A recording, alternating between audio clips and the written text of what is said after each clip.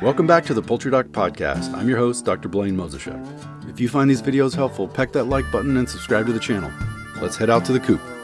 Today we've got a special episode, at least special to me. We're back at Texas A&M in the Poultry Science department, and I was doing the math. I think I started here like 27 years ago. But I wanted to come back and visit and talk about poultry science and exactly what it is. And today we have Dr. Morgan Farnell, professor within the Poultry Science Department and also director of running the extension service here through Texas A&M, which is working with local counties and whatnot and running those services that Texas A&M helps out with on the side. So Morgan, tell us a little bit about poultry science, what it is, and we'll get into students and other things that you guys offer. But yeah, well, you know, it's funny because people think poultry science, they just think you're growing chickens in a pasture somewhere, and I think they have no idea of the scale, right? So, you know, Sanderson Farm sold a year or two ago for $4.5 billion, right? So we produce about a third of the world's poultry.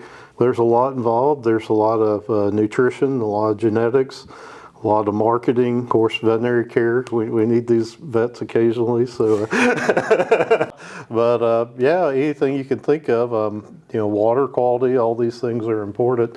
And a lot of effort goes into it because the profit margins are so small. You know, it's a big volume business there. So I think that's the biggest thing. I think it's amazing to consider that poultry used to be a luxury item. And then after World War II, it became probably the cheapest, most wholesome source of protein, animal protein that there is now, you know. So, that's right, a chicken in every pot. That's right. So yeah, after World War II, it split.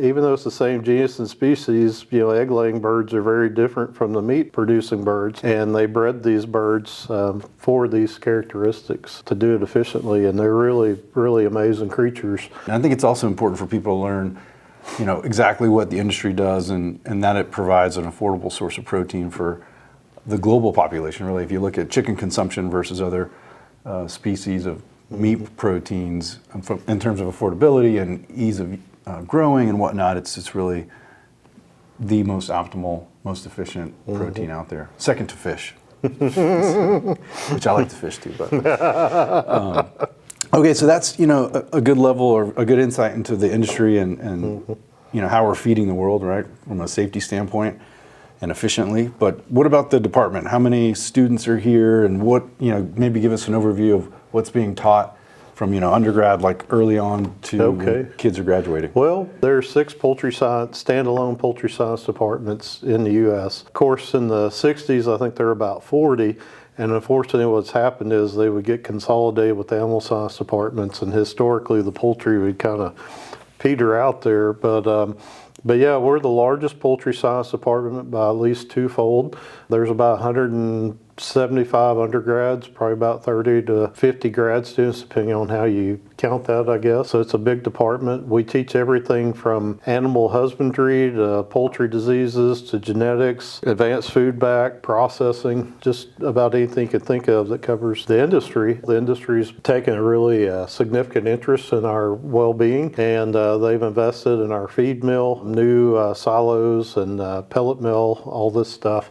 We also have a BL2 barn, which allows us to work with pathogens on a large scale. So things like necrotic enteritis is a big issue, so we can save that. We also have smaller BSL2 facilities for smaller challenge stays like Salmonella, Campylobacter, those types of things.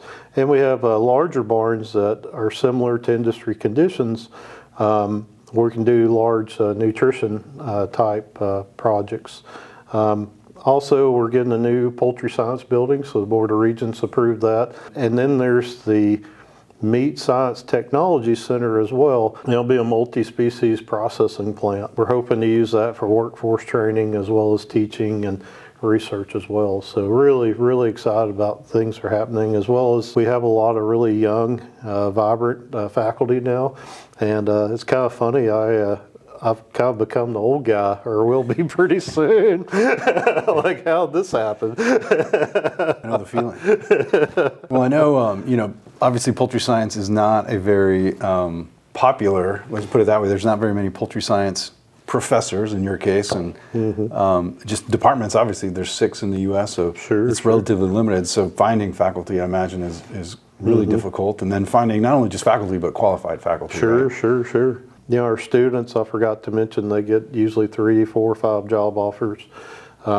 They start out making a really good salary, probably 65 or so on average starting out, which is funny because as a debone supervisor for Tyson years and years ago, I think I was making 40,000 if you adjusted for inflation, you know, so. It's come a long way. Oh, yeah. Tell us a little bit about on the extension side. What happens in your role as an extension specialist? Yeah, we basically have, I guess, 4 or 5 groups of stakeholders. Of course, we have the internal stakeholders, which is our county extension agents, right? So there's 254 counties in the state of Texas. It's massive, and we have a good network with those county agents and regional program leaders to push information out, as well as for them to give information for us to try to help them. Of course, the youth is really big. We do a lot of 4-H and FFA programs. We wing band about 250,000 chickens every year and turkey poults for the livestock shows, so that's huge. Gives the kids an opportunity to learn about poultry science at a young age, as well as they learn that they can make money for college and pursue a degree in poultry science, so that's good. And of course, we have the commercial broiler industry. We're 5th in broiler production in Texas, then the egg industry, so we're 5th in egg production as well. So a lot of eggs produced in Texas. And of course, we have the small producers, and that one's a harder one to serve because they're usually in smaller groups. And so we've been trying to do more electronic communication, webinars, and trying to work on fact sheets and that type of thing. So to reach out to them and meet their needs. So, and small producers, everything from backyard to organic to pastured poultry or alternative production. So. Which is a great segue. I mean, it fits right into what we're doing, and I know you're trying to reach out to those backyard growers, and there's other states doing the same thing. So there's obviously that side of the necessarily business, but segment of veterinary medicine and poultry is growing significantly with people in their chickens in the backyard and have questions about, what do I do about this or that? Yeah. So the extension service has become a great resource, not only just here in Texas, but really across the country, right? Because similar services are provided across the U.S. But awesome things that you guys are doing, and just there's a lot of good stuff going on here. Yeah. Well, I'm actually one of your followers now. I've been seeing what y'all are doing online, and I think it's great because we have limitations, right? We do have some vets on staff with the extension service, but a lot of them don't have a whole lot of poultry expertise, and I do get a lot of sick chicken questions, and since I'm not a veterinarian, I have to be really careful. So I think it's great what y'all are doing. So we appreciate that for sure. Send them our way. We'll try to help. I have a few of them. So Morgan, you mentioned wing banding chickens and wing banding turkeys for the stock shows. So if you're a youngster out there in 4-H and looking for a good project, raising broilers for 4-H through the county show and then the bigger shows in Texas, which would be Houston Livestock Show and San Antonio Livestock Show and rodeos. Those two introduced me to Texas A&M Poultry Science because Texas A&M at the time, and I know they still do, sort of like oversee those larger shows. So you've got grad students in there helping out with obviously wing banding, as you mentioned, but judging and other things too. So that was my original exposure to broilers and to Texas A&M Poultry Science. My ag teacher, who was, I would say, somewhat of a mentor to me in high school, was also a poultry science grad. And it just became natural that, hey, I wanted to go to A&M at the time. I just wanted to be a large animal vet, take care of cows, and basically put the two together, put poultry science and veterinary medicine together to go on to do what I'm doing now. So it's a great thing, and it's a great way for kids to get involved within poultry, not only just to be exposed to it, but to raise money for themselves, to put themselves through school.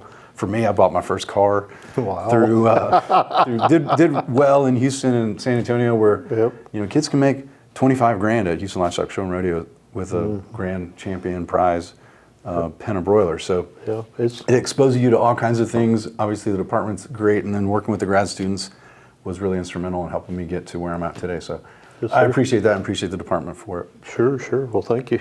Yeah, it's good because, like you said, we're at the shows, and we know these kids from an early age when they're 8 years old or so, and we know mom and dad, we know their brothers and sisters, and it's a familial relationship, I guess, over the years, and we built that trust and answer questions, and we tell them, they learn that they can make money for college, so that's a good thing. And then they found out that they can major in poultry science, which they're already doing to some extent with these contests. And we tell them about opportunities like being a poultry vet, right? So you could get a master's of avian medicine or equivalent in 18 months, this residency program, and basically double your salary. And I teach vets over at the vet school, or pre-vet, pre-dental, pre-med, and I tell them about this, and they're just like, what? And there's actually a club now for poultry vets I think you may be associated with. So what's great to know for our viewers is that there are more vets now that are interested in poultry, and it's clubs like the one at Texas A&M within the vet school that are exposing those up and coming veterinarians to poultry, and showing them diseases. Well, it's a significant need, because I get a lot of sick chicken calls, and I'll even have vets call me sometimes. I got these, this puny chicken in my office. What I do? Anything else you'd like to add? Well, I don't know. I'm sure I'm forgetting something important, but I think the department and the college is in a really good place. I'm really excited about the future here at Texas A&M, and I think a lot more good things are going to be coming our way in the future. So. Well, there's no doubt, because the buildings are coming up. I can see them personally as we drive around campus. It's crazy to see. Oh, yeah. In the almost 30 years it's been since I got here. Yeah. I was here for almost a dozen, so yeah. it changed a lot while I was here, and it's certainly changed in the second half since I've been gone. Yeah. But it's a beautiful place. It's a wonderful group of people. Well, it's springtime. Summer you may feel different. That's true. What's great about it is I remember it's small, and you knew everybody, and it's still like that today for the most part. Yeah. So I think every student gets $1,000 scholarship just to join, if you will, and they joke about being a sign-up bonus or what have you, but it's my understanding our department per student probably has the highest amount of scholarships available. So yeah. Yeah, and there's not many poultry science departments that can say they've got a Super Bowl MVP as a former student. So that's a good one to rack up there. Yep, yes, sir. Well, with that, I really appreciate everybody joining, and I hope you enjoyed the kind of tour through poultry science and what it is and what it has to offer. And if you're a kid out there who's looking for a project to keep yourself busy and raise some money for your college tuition or whatever it may be, look into poultry science, and for sure, look at Texas A&M. It's a great university, great facility, great people here within the department. So Thanks for joining. Dr. Farnell, thank you again for allowing us to visit, and we will see everybody next time. Thank you. All right, well, thank you all.